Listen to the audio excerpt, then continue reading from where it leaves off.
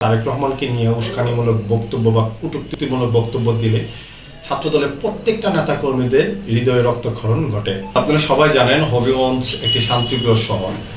আজকে একটি রাজনৈতিক সংগঠন উস্কানিমূলক বক্তব্য দিয়ে হবিগঞ্জটাকে অশান্ত করার চেষ্টা করেছে। এরই ধারাবাহিকতা যে উস্কানিমূলক বক্তব্য দিয়েছে এর প্রতিবাদ কিন্তু সাধারণ ছাত্র জনতাই দিয়েছে।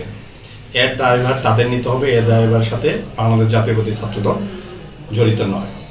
আমি একটা কথা বলতে চাই, আপনারা সবাই জানেন আমাদের আবেগের স্থান আমাদের বিএনপির চেয়ারপারসন এবং আমাদের সাংগঠনিক অভিভাবক জনাব তারেক রহমানকে নিয়ে উস্কানিমূলক বক্তব্য বা কটূক্তিমূলক বক্তব্য দিলে ছাত্রদলের প্রত্যেকটা নেতা কর্মীদের হৃদয়ে রক্তক্ষরণ ঘটে।